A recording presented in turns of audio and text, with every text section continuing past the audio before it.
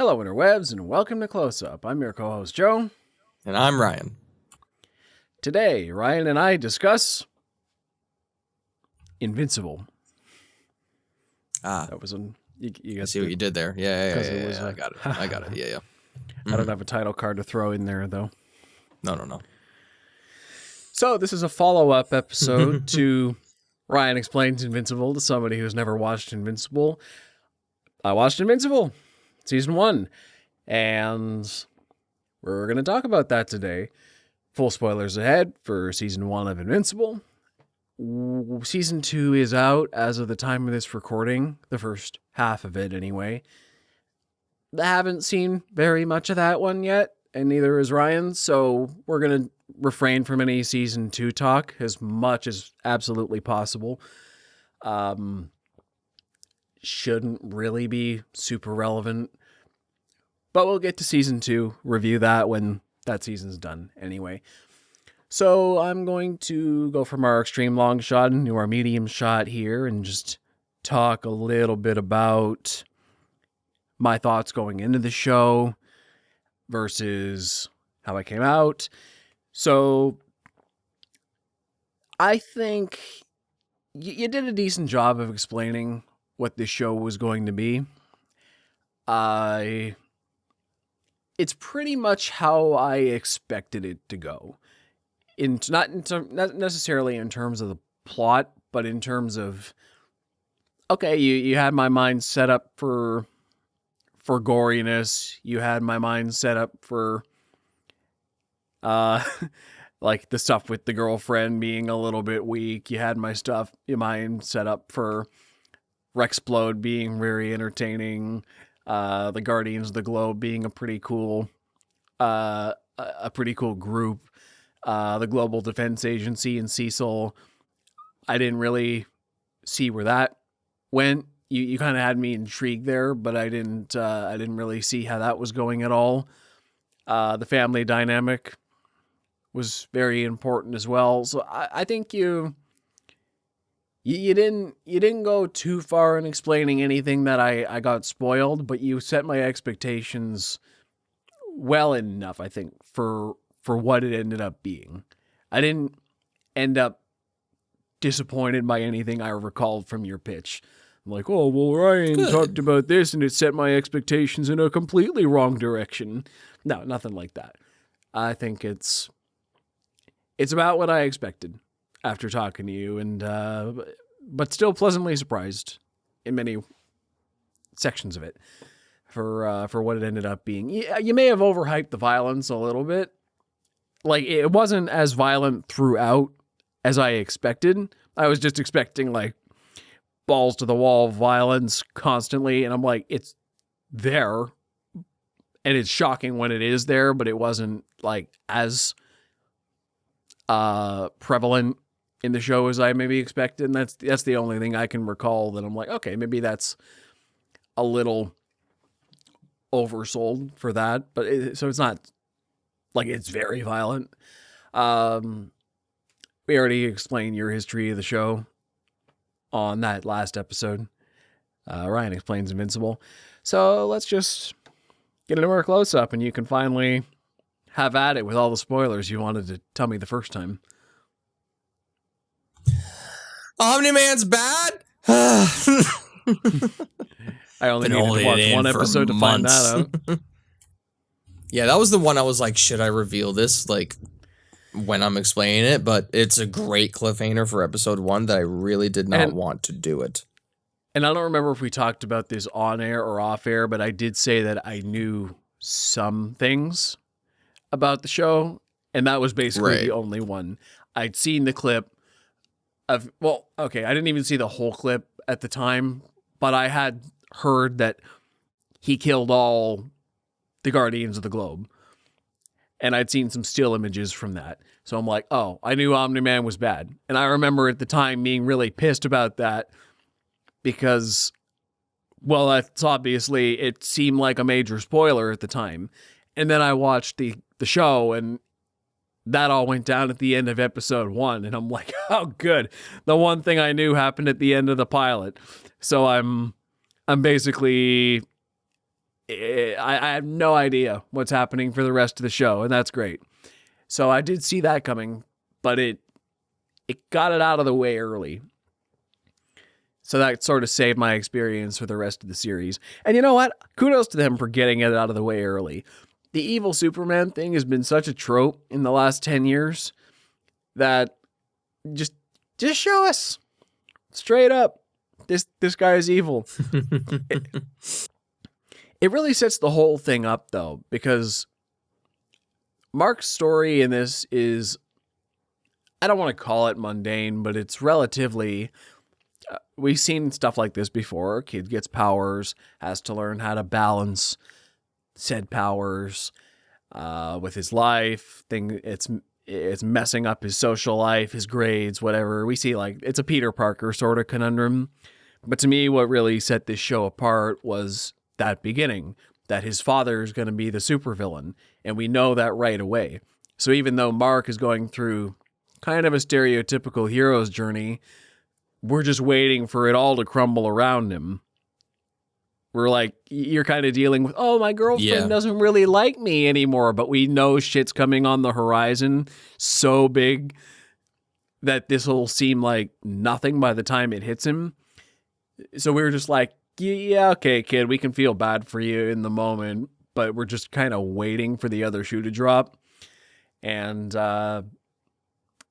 yeah, and then when it finally does, the blood flies, all Marks. Yeah. Yeah, And, what a wild scene. Great payoff. Fantastic payoff. I mean, just like you introduce all of these this Justice League type characters, right? And like, okay, this is going to be the heroes for the show or whatever. If you don't know anything, Saving Washington. They're basically the Justice League diet version. And then you, at the very end of that episode, have Superman kill every single one of them in the bloodiest fashion that you can in animation that they could have around that time, because they did have a pretty low budget for that show, but animation is still pretty decent. Yeah, just what a shocking cliffhanger to like hook people into the show, and the entire season is basically like, okay, why? Like, why did he do this? And it's never really revealed until the very end, and probably one of the best TV finales that season finales that's come out in recent years. Agreed. Love Omni-Man. Love J.K. Simmons. Such a great character. See, what I've heard, compared to the original comics, I believe it was an interview I saw with Robert Kirkman where he explained that in the comics, Omni-Man basically just wiped the floor with the Guardians of the Globe. No contest. Didn't even break a sweat. But in the show, it's actually somewhat of a challenge for him. He takes some beatings. It hospitalizes him for most of the second episode. And that change is to show, you know what, this guy is very tough. He could beat all of Earth's very best defenders single-handedly in one go, but it can also hurt him. Viltrumites are ridiculously strong, but they have limits. And that was important to establish at the end of that first episode. This guy's strong, but there is ways to beat him. But I also like how the show subverted that in the end, and then he Mark never even really stood a chance. The Immortal sort of, like, he hurt him just before that battle, stabbed his eyes, but Mark never stood a chance, never really hurt him at all, never even got a hit in that last battle. So we established that they can be hurt and then never paid that off in this season, which I think is brilliant setup for later, because it's more of a long-term ploy. We know this is a thing we can pay off later, but everyone watching the show thinks, oh, well, that's going to pay off by season's end. It doesn't, and I love that. Yeah. He's just actually unbeatable for everyone on planet Earth at this time. Mm-hmm. Well, the way I took that he is vulnerable, it's not that I think individually, yeah, he smokes every member of Guardians of the Globe, but when there's like 8 superheroes getting up on him, he's gonna get fucked up a little bit. It's probably why he went after the speedster first. Oh no, he went after Immortal first, from what I remember. Yeah, he's the most powerful, easily. The Immortal nearly 1v1'd him. I mean, not that well, but the Immortal is the biggest. He was close. Mm-hmm. Yeah, it's crazy how like powerful Omni-Man is. It's funny because I think everybody knows of the YouTube channel Death Battle. They did like a version of Omni-Man versus Homelander from The Boys. And it was a funny episode. I like that one. I won't spoil it here, but it's a good one. Go watch it for people who haven't seen it. Sounds intense. It's very intense. Yeah, I loved Omni-Man as a character, which is weird to say because he's a terrible person. But it's just the way J.K. Simmons, his performance is immaculate. It's weird. It is just his voice, but he does great voice acting. He puts so much emotion into himself and Omni-Man's like motivations for Mark and what he feels is right, but he knows like deep down it can't be, and he's saying things that hurt Mark that he doesn't really believe. But he just has to say it because he's got to do, what he's got to do for the greater good, for the Viltrumites. And, it's that final episode is so good not because of the fight scene. I mean, the fights are great. I mean, Mark's getting his ass kicked, but just the personal story. Yeah. Superheroes fight. Oh no, people die. Yeah, it happens, Man of Steel haters. But just like the personal story between Mark and Omni-Man is what really drives forward that final episode and what makes it so powerful. I mean, I tear up every time when Omni-Man's like, "What will you have after 500 years?" Mark says, "You, Dad. Still have you. I still have you." No, that animate too. And it doesn't like things don't usually get me, but I didn't even really expect to feel that. I'm like, "Oh, this is really cool action." I'm like, I am invested in this. And then he said that and I teared up. I'm like, where's this coming from? Yeah. Why am I emotional all of a sudden? And then it's the slow animation of like Omni-Man's realization of like, fuck, what did I just do? Is so well done. Right after his whole life. What's another 17 years in my lifespan? I could make a new kid. What a savage line. Yeah. Yeah. That piece of animation, here's a very weird comparison. It's very niche.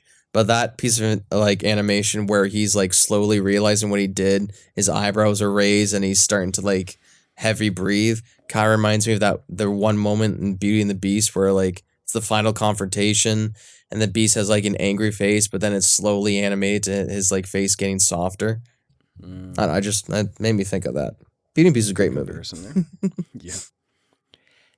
My favorite thing about Omni-Man is if you just think about it in the context of that last speech where he talks about, well, yeah, my lifespan's ridiculously long, and I was sent here to Earth to eliminate its greatest champions, prepare it for entry into the Viltrumite Empire, and then he spent the last 20 years being a costume superhero. Yeah. I just love the idea that in the grand scheme of this guy's life, he's basically just going through a phase. He's like, this is stupid, but I'll do it for a while because it's funny. It amuses me. And everyone's like, wow, you're our hero. You're the world's greatest protector. And he's like, yeah, I'm just biding my time. This is kind of fun for a little while. And we're at the point in the show now where it's not fun for him anymore. And he's just, okay, I'm done. Well, it's great that like he's sort of content with just being human for a little bit, sort of. And then when Mark gets his powers finally, that's where he kind of, he like dreads it. He's like, fuck, now I have to do this. And I got to weaken and I got to murder all my friends. Yeah, that was the catalyst. But they weren't really his friend. I mean, it's hard to say because coworkers. He does seem coworkers. I mean, he does. What I mean is, he does seem to have some remorse when Mark says, "Though I'd have you, Dad," and he's thinking about that time when he's like, "Well, why am I here watching meaningless sports games? Think about how much I could be doing." And he's like, "Hey, we made that child out there, and his joys are your joys, so just experience that." And he starts to have that realization of human connection and be like a real father. So I do think there was a part of him that cared for people in a way. But once Oh, again, for sure. like with Debbie, I heard that was a more TV like a edition pet. too. Yeah, Yeah, that was that oh my God. savage. What a terrible line. Imagine hearing that from your dad about your mom. Ooh. Yes, of course I cared for her, but more like a pet. What? And she heard that. That was the worst. Terrible. But yeah, I think besides the Omni-Man plot, I think what the show really excels at is the sort of episodic stuff that it does as well.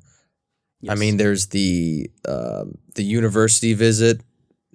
That was savage too. That was those wild. robots were very creepy to me. Yeah, the body horror very there, dark. Mm-hmm. Like William wasn't my favorite character, but once again, like I didn't realize how emotionally invested I was until his boyfriend got captured and mutilated by these things. Care more about William than Amber. I can say that. Amber, I have mixed feelings on. Should we get in there talking about her right now, or still talk about? She's such a pick-me.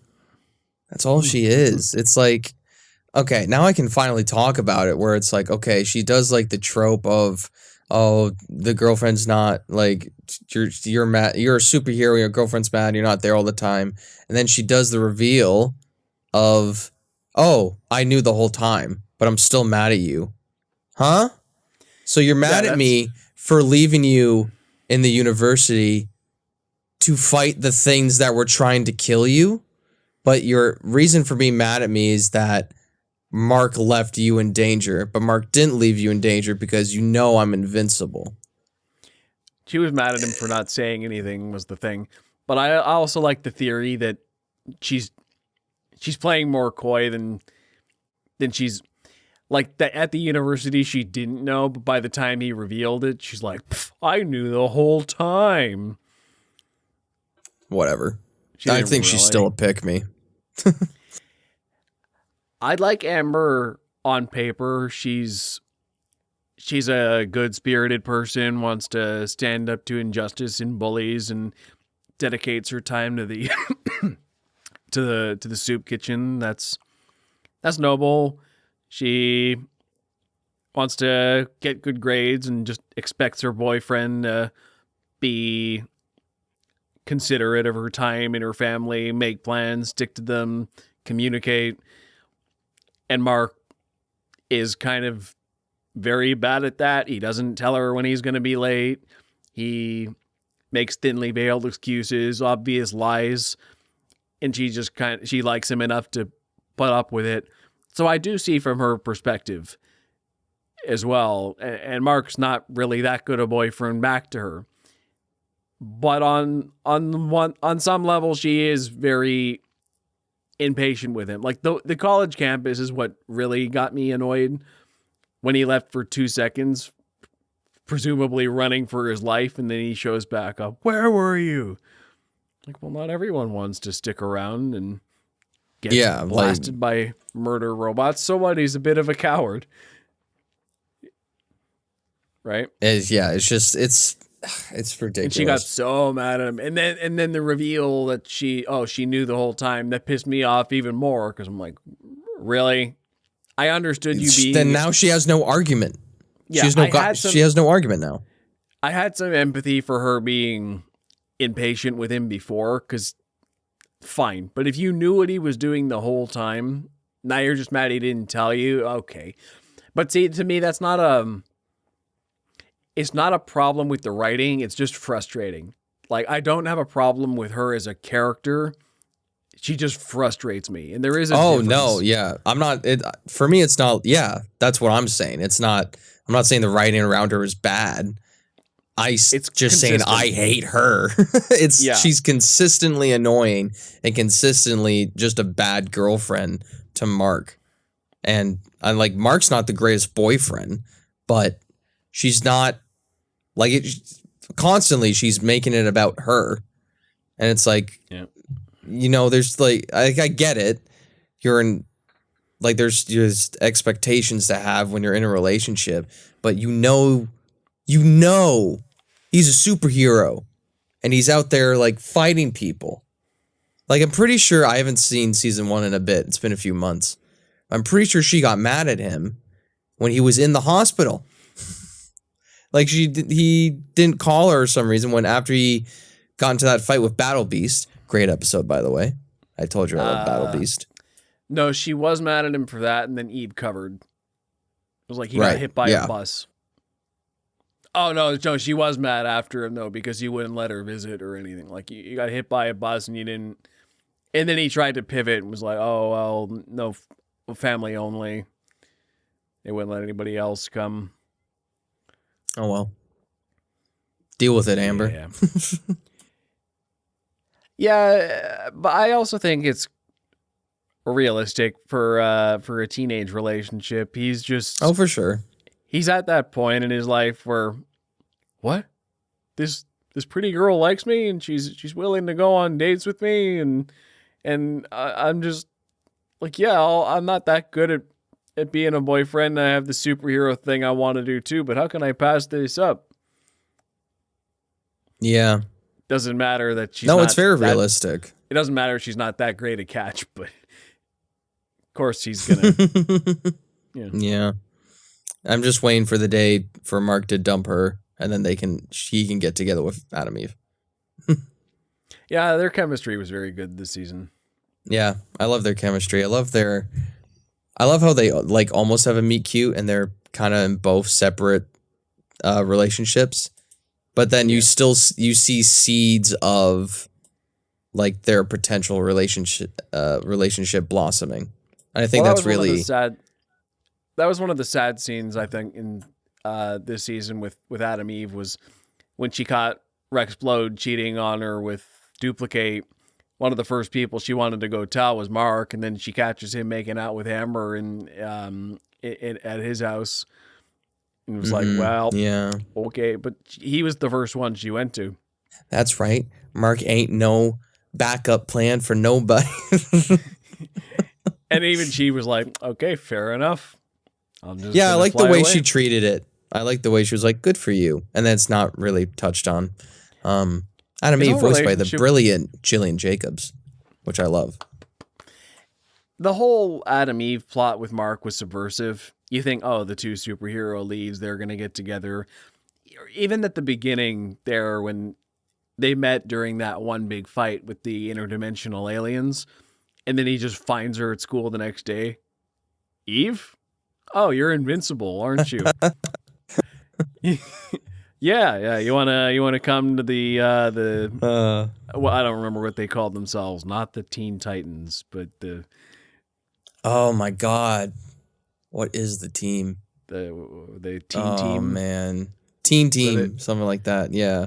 Yeah, it's like, oh, why don't you just come out to the teen team clubhouse later? Sure. I just like how quick that all happened. They didn't. Yeah. They didn't mess around with secret identities or anything stupid. They're just, oh, I just recognized you instantly, and now let's just be friends because why not? Can we talk about how Adam Eve's power? She's basically just a god. She can change matter on a molecular level. I know I said we didn't. I know we said we weren't going to bring up season 2 a lot, but the Adam Eve special that they released does make clear that her powers don't extend to organic matter. Like she can't influence living creatures. Right. Yeah. She can change. She can make an apple 24 karat gold though. Yes. But she can't. But she can't change to people be, if I had anything. Regardless of principle, if I had a daughter who just made certain items out of gold, I wouldn't be mad at her. that's Yeah. my unrealistic take on it. That's a season 2 discussion, but her dad mostly came off as a prick in this season. But I also, for the context of this season, kind of understood where he was coming from, even though he presented himself badly. Yeah. Like, well, as a parent, you really want your daughter out there fighting crime, even though she's got, like, the dad presented it in a more misogynistic way. Like, what are you as a woman doing out there fighting stuff? Like, why don't you have a Rexplode, your boyfriend there to defend you and whatever? But even just watching it, it's like, well, even though she's got the power to defend herself, do you still want her out there fighting, picking fights in the first place?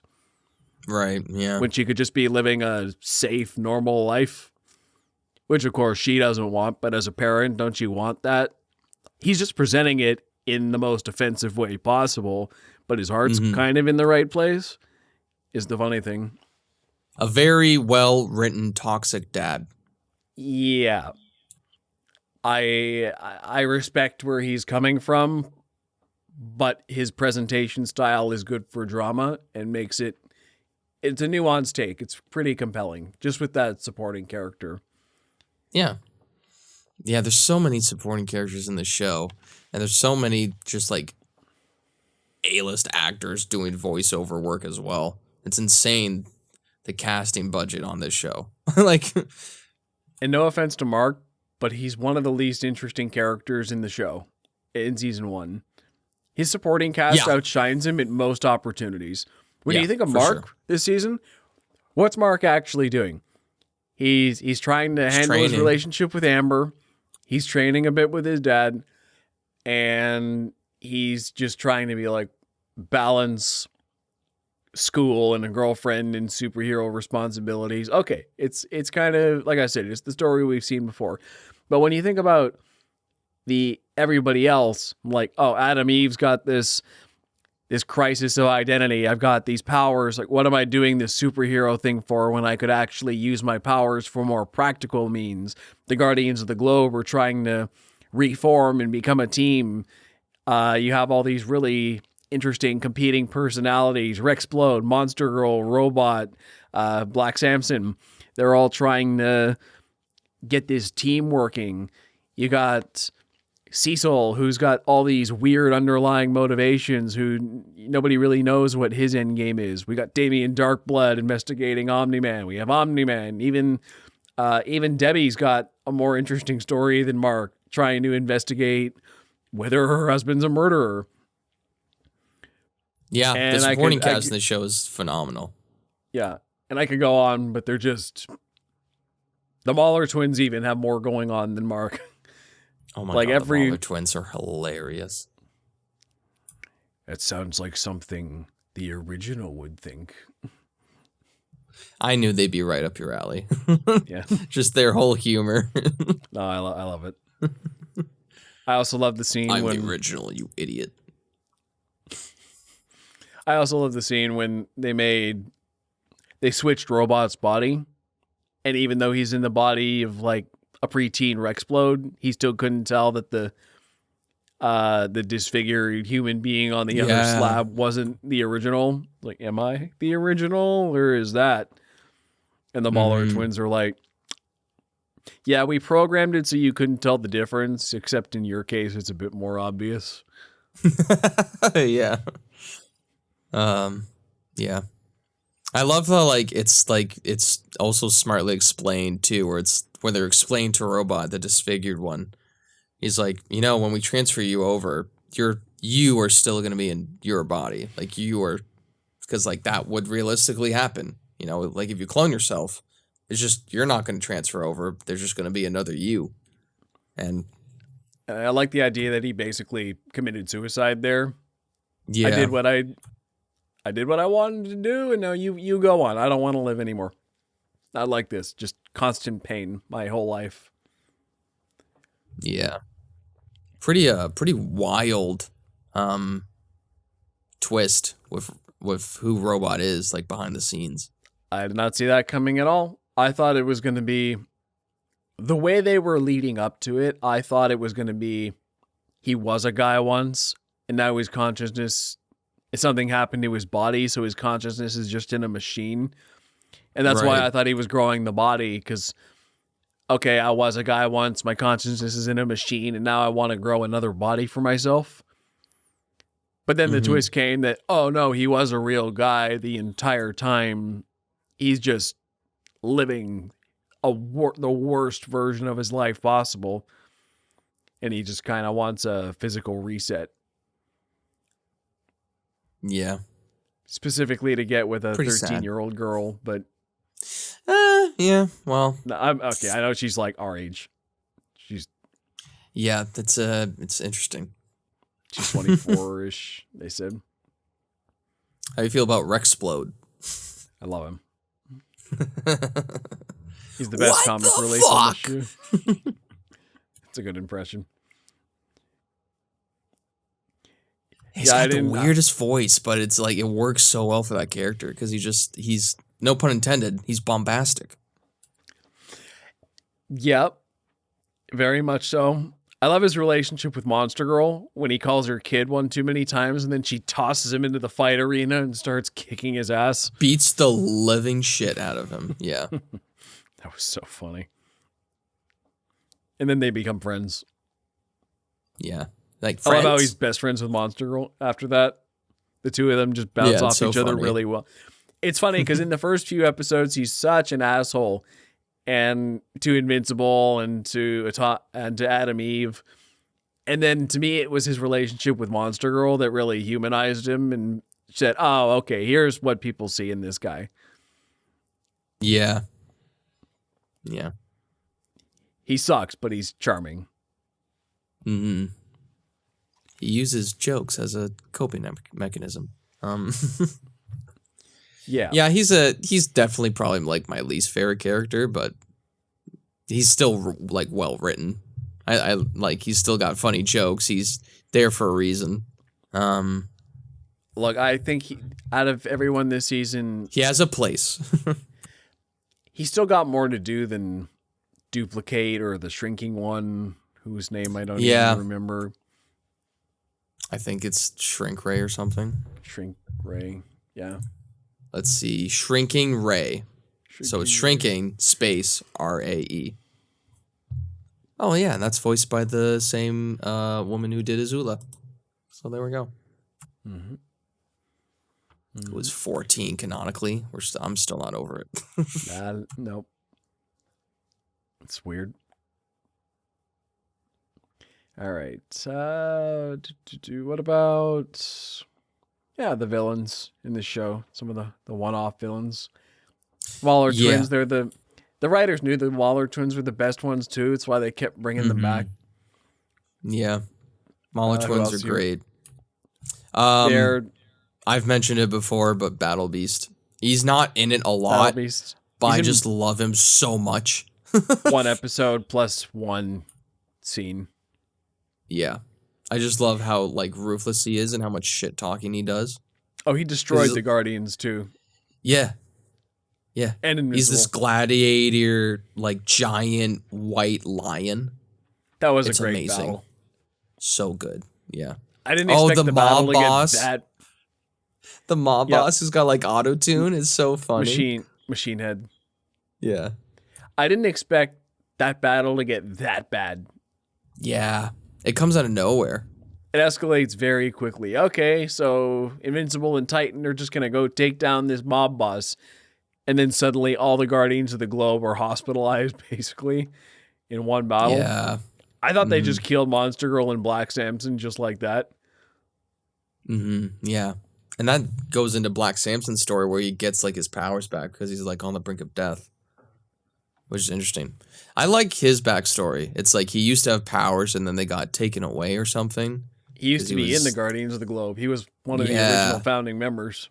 And he lost his powers. I can't remember why he lost his powers. They didn't explain. They don't need to. Now I'm a defender of that debate. Shit, damn it, Joe. Yeah. Look what you've done to me.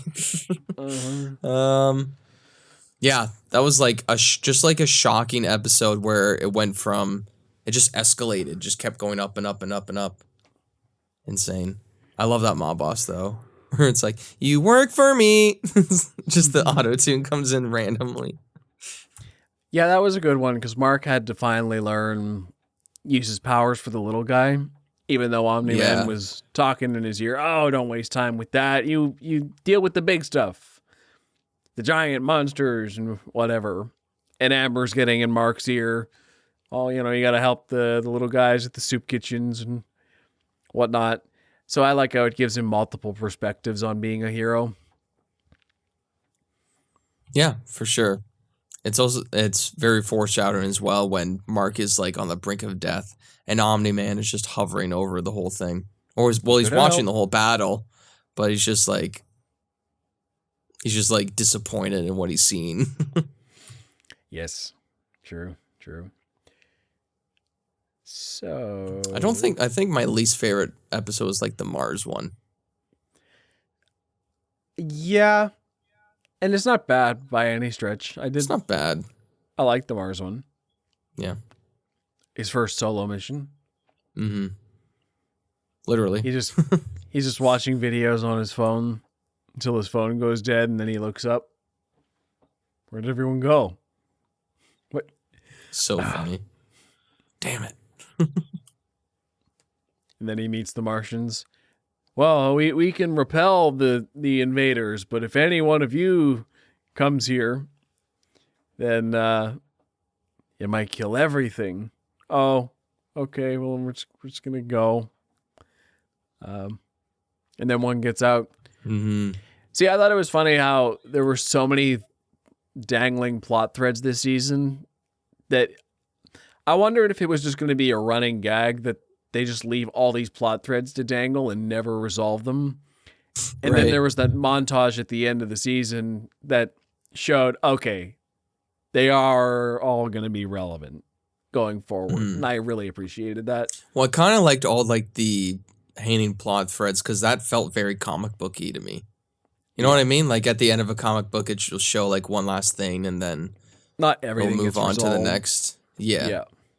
So I appreciated that. And then, but I don't know if I would have felt the same if they didn't do that montage at the end of the season. I would have been disappointed if they didn't, just because of how they ended it with the original Guardians of the Globe were all dead. Omni-Man and Invincible. Omni-Man's gone. Invincible's still not that great a fighter, and your new Guardians of the Globe are basically all teenagers, and all these potentially world-ending events are going on in the background. It just feels like, okay, we needed to acknowledge that there's still a thing. Yeah. I also love how it ended with, I think his name's Alan, the alien. He had that with Seth Rogen. He had that big fist fight with him, and then they're like, time out. Just sit on the moon. Isn't this Urath? No, it's Earth.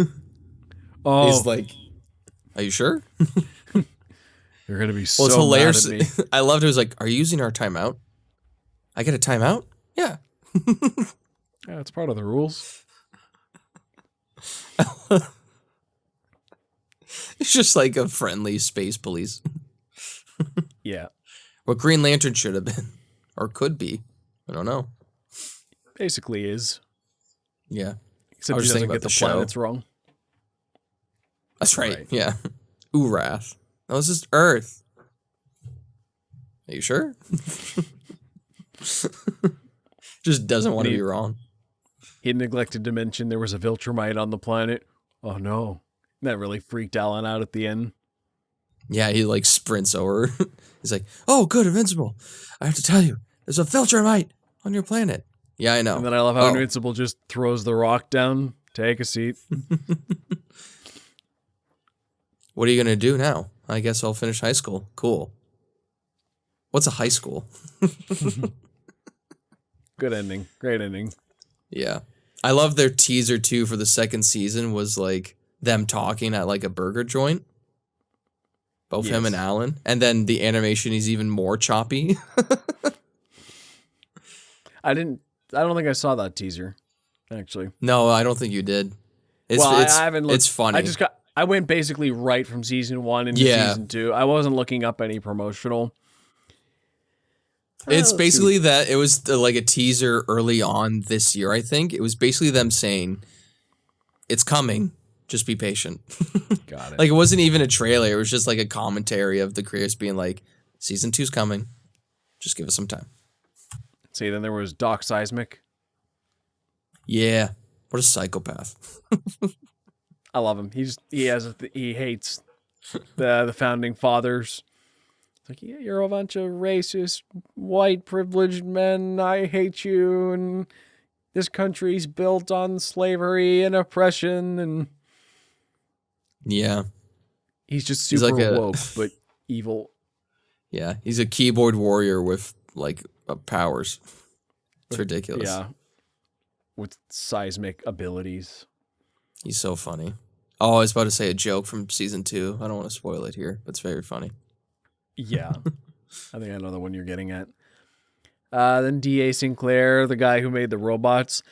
See, this is what I love about Cecil, is that he knows it's disgusting, and he was actually nearly sick by it, by what D.A. Sinclair did with those people. But he's also, those things nearly took down a Viltrumite. We need this technology. Yeah.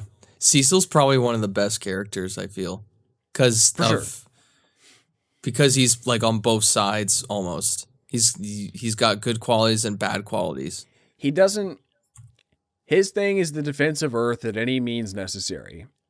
He will get a mutilator like D.A. Sinclair on his side just because he has technology which might hurt Omni-Man. Because he knows that the lesser evil is working with this guy than letting Omni-Man destroy the entire world. Mm-hmm. Yeah. And even when Damien Darkblood, is that it? Darkblood? Yep. Yeah. When he's investigating the Guardian's deaths, sends him back to hell. And he's like, and they both, it's weird because they're both on the same side, but he can't have Damien expose him because he needs it to be a secret. That was a great twist. Yeah. I say I send you to hell. Or I can't remember what he says. He said he can't send him back to hell because he's got he destroyed the parchment hundreds of years ago. Like, well, we pieced it back together. Yeah. So good. I love Cecil because he's every guy behind the chair to the extreme, but he's still like rooted in some reality. But that's why I respect him, because they could have easily made him a bad guy too. Yeah. They could have said the Global Defense Agency's corrupt and the guy giving out all the superhero missions is evil, but they said, no, he's a little sketchy. He's kind of an anti-hero, but he is a good guy. Yeah. And he's very much like Varys in Game of Thrones, which I know you won't know, but it's very much like for the good of the world, for the good of the realm. Like, it doesn't matter what side I choose as long as it's the right one. It's like what's good for the world. And I might have to make good decisions and I might have to make bad decisions. And I like how, despite the fact that Omni-Man turned out evil, that Debbie still didn't like Cecil. She and Omni-Man never really liked him, and she still continued not to like him even after. Probably because he sent Mark right in the fray of it, too. Like, well... yeah, that could be it. Your son is the only one who can stop your husband at this point. And that giant beast that we recommissioned, too. The space laser didn't do it. The immortal didn't do it. The beast didn't do it. The robots didn't do it. Everything he was gathering throughout the whole season couldn't do it. Sent out the kaiju with 10 times full of testosterone, and we took out its pain, his pain system. I was like, damn, Cecil. It almost worked, and then Mark came in. Yeah. Yeah. Yeah. God damn it, Mark. Think, Mark. Think, Mark. Think. Yeah, when it comes to that final fight, the thing that sticks out with me is the train. Oof. This time you'll learn. Holds Mark's head up like a battering ram and just lets the train go through him and all the people on it. Absolutely insane. That was ridiculous. I was blown away by that. Like, it's such a simple action scene, but it's so impactful. Just the hero Yeah. getting, and this is, I mean, I know I've defended Man of Steel before, but this is more what I wanted to see from Man of Steel, where the bad guy was so powerful. Mark, he could not have done anything. He had his head gripped. He's struggling, and the bad guy and like the civilians are just plowing right through him. Or the scene just before that when he got knocked through the building, and then the building starts crumbling, and he's like, "Okay, I gotta stop the building from falling." And then the woman and her daughter are in the thing, and he catches her arm, and the little girl's still in the building, and then the whole building collapses, and then Mark just he's still holding the woman's hand, and then he pulls it up, and it's just a severed arm. Crazy. And then Omni-Man takes him to the subway. Yeah. Takes him for the ride on the tube. Oh, wait, that's in Yes. England. Oh, well. Yeah, just like insane, just the character arc of Omni-Man, just how he becomes absolutely savage by that fight, just fully embracing his Viltrumite ways, his way of thinking. It's insane. Yeah. I love how Viltrum, what's their plan? I don't even know. Is it just Viltrum? I think so. Yeah. It's just basically, what if all of the Kryptonians lived and they had the superpowers? And a lot of them are just bad. Well, the best theory I've heard for why Mark kind of sucks compared to other Viltrumites is because Omni-Man talked about how his culture had that basically purge of themselves, where Right. all the absolute strongest survive and all the weak were culled. So he's among the most powerful of his whole species, and he's lived for hundreds of years. Mark is 17 years old and lived a pretty cushy life for that 17 years. Oh, yeah. So he's not, like, maybe physically they have the same capabilities, but he's never going to be as strong as Omni-Man, whose entire life was forged through hardship. Oh, for sure. Yeah. I was completely fine with Invincible getting his ass kicked because he doesn't have that much experience as Omni-Man, and Well, what I also probably like about deserves him, to get his butt kicked. Not deserves. what I but- like about Mark losing almost every fight is that it's also a parallel to how teenagers see themselves. Right. A lot of teenagers do think of themselves as invincible, but they're too inexperienced and cocky to realize that, yeah, you're young and you're healthy and you're gonna bounce back faster than older people, but you still can be hurt and taken down a peg, and even permanently sometimes. And it's funny because it's all relative, right? Even as a teenager, I think of myself and, oh yeah, I'm smarter than the other kids. I'm wiser. I don't think of myself as invincible. I'm safer.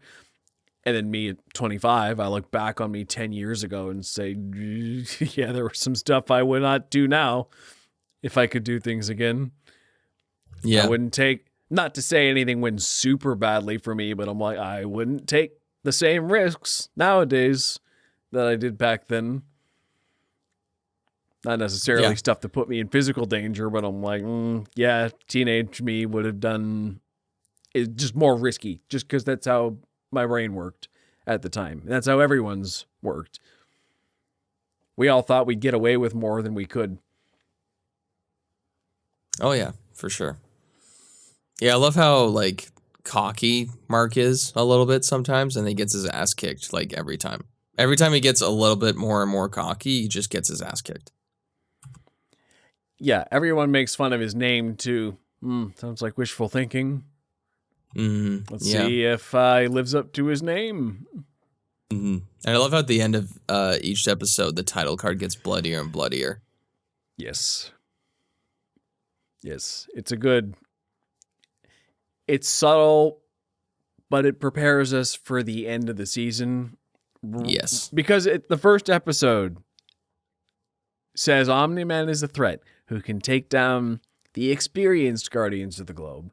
And like I said, the entire season is just, we're waiting for this to pay off. The entire time, every drop of blood on the screen, on the title card, just says, all right, we're getting there. One of my favorite scenes in the season was when Debbie found the suit and took it to Art, and Art explained, okay, well, based on the markings on this suit, he clearly was attacked by the Guardians of the Globe based on all the spatters I found on the suit. And Debbie said, oh, well, that doesn't prove anything. He didn't necessarily attack them first. That's sure, he fought with them. Okay. And then Art said, okay, but I got some bad news for you. And he said, well, the way blood oxidizes, you can tell when it was exposed to air, and the oldest blood on the suit is on Nolan's fist. He attacked first. Yeah. That was a crazy, reveal to Debbie. And, I love Art. And when, Omni-Man, somewhat confronts Art, I was like, oh, please don't kill off Mark Hamill. They just have an awkward beer on the roof. Yeah. I love how Mark Hamill is the costume guy. Yes. I was very scared. I was very worried for him. Mm-hmm. But I feel like if he died. It wasn't explored too much, but I don't think it needed to be. It felt like Art was Omni-Man's probably closest friend he had on Earth. It felt like I felt that connection between the two. Yeah, they had that he had that picture of him in the basement and them going fishing. Yeah, it was probably one of the only humans Omni-Man really respected. Well, that's why Art and Debbie seem to find bonding in Omni-Man going evil. They had the drink of scotch together in the basement. He helped her investigate. They were the two closest people to him. Yeah. Yeah. I mean, of course, he knew that. Very bummed when that happened. Yeah. I also like how they gave the last episode time to breathe, though, because I anticipated it to be wall-to-wall action the entire time, and then was surprised to see that the action stopped less than halfway through, and the rest was just, okay, but how are we all feeling about this now? And what's the new status quo looking like? How are we going to get through this? And I appreciate that the show showed some restraint to let the characters mull these things over. It didn't just end with Omni-Man flying into space, Mark's a bloody pulp, Chicago's a bloody pulp, and then that's it. The end. Yeah. It allowed time for what a lot of shows don't really do is it allowed time to see the grief of it, Yes. the initial impact of it, where most shows would wait till next season opening scene for people to do that. But I love that it's because it also allows the audience to take it in as well while also still watching the show. Yes. It not leaving it sort of, because I felt like if they just left it with Mark on the mountain, it would have been kind of cliffhangery. But it would have been anticlimactic. Yeah. If it just ended there, it wouldn't have been as good as it is. Yes. What I like about this show is, to me, it's the dark Back to the Future, in a way. Back to the Future's whole thing was, what if you can see your parents for, you don't know your parents as well as you think you do. And this is sort of that idea taken to the extreme. Mark doesn't really know who his parents are. His dad, specifically. Right. His dad's his idol. Teaches him everything he knows. All the warning signs are there, but he's my dad. He's the greatest superhero on Earth. He's my hero. And this is just his dad proving himself an exceptionally flawed human being and breaking his family apart. And now he's got to come to terms with that. Well, do I still love Dad for the good parts, which I don't think were a lie? Or is Omni-Man the tyrant all I can remember him as now? Especially like he was saying, though, in 500 years, everybody else will be dead and they're all they're going to have. And that's what the idea that made me tear up. I'm like, well, everybody is going to be gone. And this guy who just beat you to a pulp, he's still your dad. He's your only family and he's all you're going to have left. That's like this in the grand scheme of your lives. Maybe this is just a rough patch. It's a very rough patch. Yeah. Yeah. That is the favorite thing about this show for me is the dynamic between those two and just the relationship that they have with each other, and especially Mark's feelings towards his own father.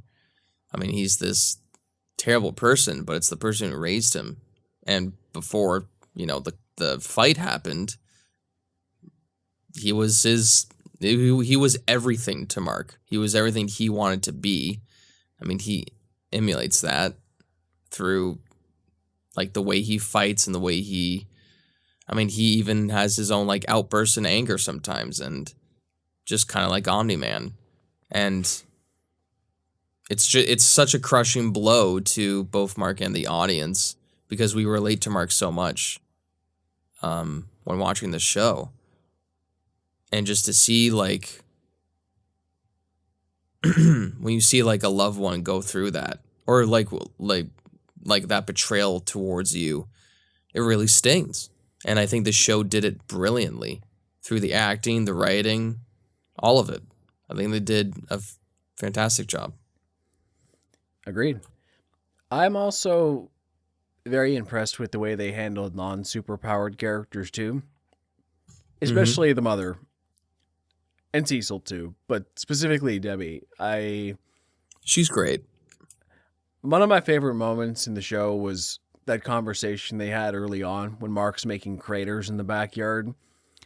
And she said, well, when you were kids, it was always you and me and your superpowered father. And now you have powers. It's going to be you two. And I'm going to be the odd one out now. And she kind of knows that and accepts that. But she's also Mark's grounding. She's like when Omni-Man calls her a pet, that's what sets Mark off. It's like, how could you say that about Mom? She may be powerless compared to us and not gonna live as long in the grand scheme, or she may not really contribute that much to the world compared to what we do every day, but she's still a very important person and the person who keeps us she's the one who gave Omni-Man his moral center. Him falling in love with her, she told him that she's the one who taught him to be a hero and how to be a good father. And she taught Mark how to be a good man too. She's not the one with powers, but she's still the moral center of the whole family. Yeah, she's like she's the anchor of that family. Yes. And as most moms are. Yeah. Yeah, I love Debbie, and I love how she's just a strong symbol of what like a mom is, and what she's a great like female character, really well written. Definitely. She's funny as well. I love Debbie. Yeah, she's great. There's like all I can say about her is that she's great. I have no complaints. Wow. And I love her character. Well, her character progression is great because she's going from doubting that Omni-Man had anything to do with the Guardians, and then slowly like realizing and accepting it. It's a very natural progression of like denial until she's seeing all the facts. It's like, oh fuck, I can't have you be like around Mark. I can't have this. Like, you gotta leave. Yes. It's a very powerful scene too. and he doesn't destroy the house, right? He flies through the roof. Fires through the roof, yeah. Very rude. Very inconvenient. Although maybe that was supposed to be a pun. Like, oh, if your dad heard about this, he'd fly through the roof. Uh-huh. Yep. Oh, well, that's... Oh, yeah. Did I also talk about how I thought Robot got off too easy? No, but you definitely did. Robot got off too easy. Yeah. I mean, I felt a little bit better Stole after... the DNA from Rexplode and also Monster Girl, I think. Like a little bit. No, I think it was just Rexplode. Maybe. Oh, yeah. Maybe just Rexplode. He took the DNA from Rexplode. He gave them the copy to help bring Immortal back to life, which, okay, their plan was to make it something they could control, and he obviously sabotaged that. But he may not have known. I don't know. He could have just given them the plans to bring Immortal back to life fully under control. He stole DNA from Rexplode. I thought he got Pete killed for a while when the Mauler twins broke out of jail, and then they like slammed that guy's head on, like the guy who gave Oh, him the yeah. I forgot his name was Pete. I thought Sorry, Robot Pete. got that guy killed too. He didn't. He just got a broken arm. He showed up at the end. Mm-hmm. But I'm like, really, Robot? You got this guy killed, and now we have to root for you? And then all that, and everyone just sort of forgave him. Rexplode was like, it's me. This is weird. And then everyone's like, yeah, but nobody likes you, so. Yeah. So that was one of my complaints. I just thought he got off too easy. What I did like about this show, though, compared to getting off too easy, to me, the violence really showed this is what a more realistic superhero world would look like. Not Yes. everybody survives. Sometimes people meet bloody deaths. I think it's the perfect medium. Having not seen something like The Boys, seems to me that's the most grounded superheroes get. It's very cynical. People don't really do good things to do good things. It's all social media, basically. It's all about optics of it. Whereas in Invincible, it's heroes are just traditional superheroes, but they exist in a world with real stakes where murder and battles make real mess. There's blood and broken bones and just mutilations and destroyed cities. There's real consequences for these titans fighting, but it is more in a traditional mold. It's kind of the perfect balance between grounded heroism and the heightened fantasy we're trained to expect. Yeah, it's a great realistic take on what a superhero world would be. And yeah, I just completely agree with it. It would be probably this chaotic, this bloody, a bunch of these random weirdos. And I love how it just gets crazier and crazier. For sure. Invincible just reaffirms my belief that superhero content is best served on animation. Yep. Live action stuff is fun, but let's be honest, it's mostly animation anyway. With just real actors. I hear what you're saying. Yeah. It's real animation, but it's animation with real actors, but it's uncanny valley when done not that well. Animation lets you have that heightened superhero stuff. Like, okay, look at a movie like, let's say Nolan's Batman or Matt Reeves' Batman. Like, yeah, you can do Batman grounded. That's fine. But the comic books get to be way more colorful, get to have him face off against way crazier enemies. Like, you're not going to see that Batman fighting against Darkseid. Right. It's not going to like, maybe Ben Affleck's could have, but it's a lot harder on film. Like, the films have to be more grounded to be taken seriously. The The animations can do whatever they want and feel closer to the source material. Traditionally, that's where most of my favorite superhero movies have been in animation form. Yeah, I completely agree. I mean, there's really no limit besides money wise that you can do in animation. I It's mean, the look at perfect blend. look at any Batman animated thing, watch the choreography, and you will never be disappointed. The choreography fights in any animation thing ever is always the best because you don't have physical actors doing something that they possibly can't do. You just have a really talented artist using their imagination to have some of the greatest fights ever. Yeah. And it's not even Batman. It's also like Spider-Man or the whole Justice League or even Avengers stuff. It's all of it. Agreed. Animation just captures these characters closer to their comic book roots than live action does. Yes. So that's all I have to say on Invincible Season 1. I'm ready to get into agree or disagree. Yeah, I'm all good. I mean, I've already explained the season, and yeah, You talked about it I'm not tapped out, but yeah. I'm good to move on. All right. I wrote this question to break you. Agree to disagree. What's the superior superhero animation? Invincible or Batman the Animated Series? Ooh. Okay. Huh. Well, not having fully finished Batman the Animated Series, or even Invincible now, to be fair, I'm still going to have to say Batman. All right, so I got solely because of just the performances there and how excuse me,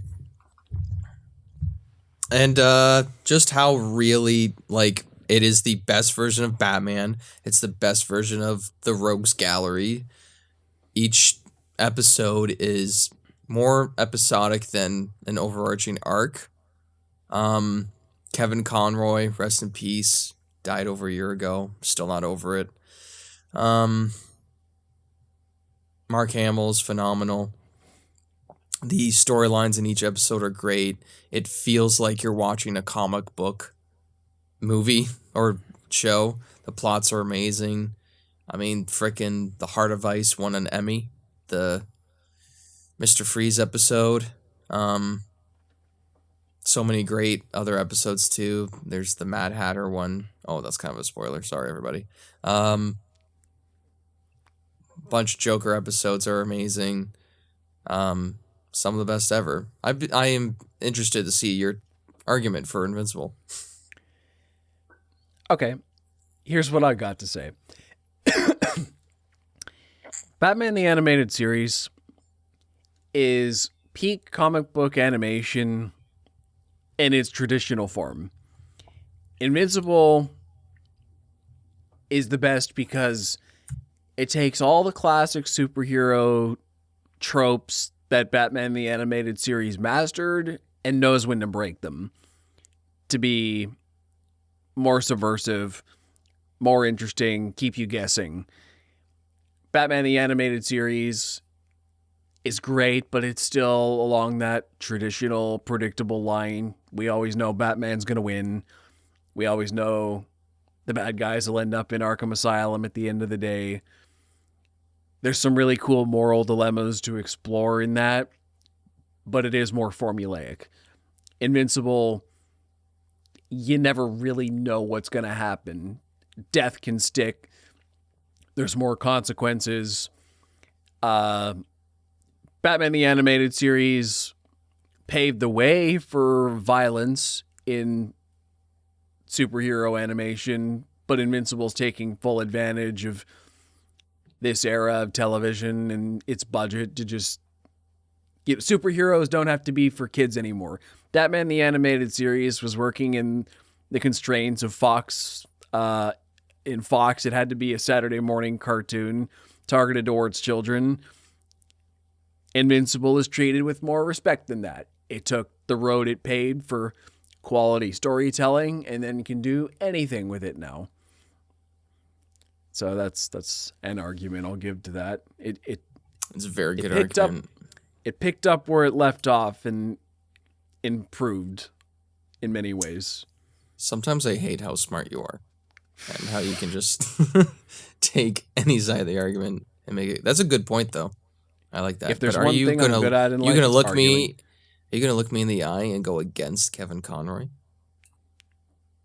I can't do that because I'm virtually there. Our eyes won't line up. Oh, fuck off.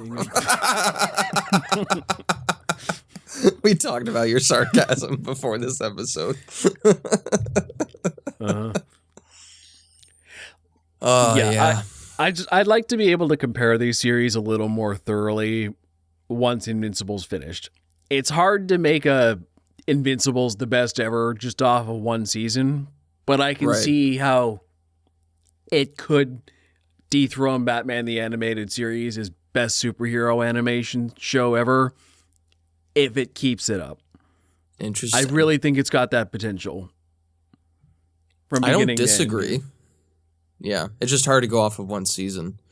I know. That's why when you said this, I figured it's a bit of a loaded question because I'm like, Batman's probably got a bit more going for it just in terms of numbers. But when you said this was going to break me, I thought you were going to say, I was afraid you were going to say Batman v Superman or the Spectacular Spider-Man, and I would have left. I couldn't pick. I wouldn't do it. It would pain me to choose either one. Even thinking about it hurts. Yeah. I had to keep an Invincible focus. Batman because Batman the Animated Series is the other gold standard.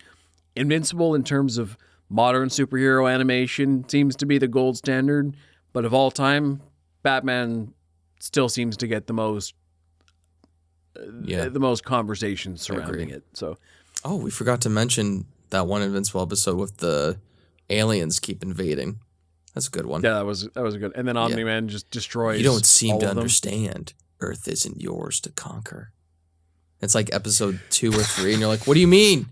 What do you mean?" Omni-Man, good please. Foreshadowing. And I love the time skipping too. Like he's aging so much, or like he's got a full beard, but it's minutes for like Mark and Debbie. He's like, "Whew, I'm gonna take a shower." You just eviscerated a planet. That time moves way faster for them. So how long was he there? And it shows he doesn't age, really.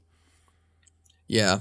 He was probably there like a month, I would assume. A month or two? Because his beard and shit was growing, but I wouldn't say it was years. Maybe.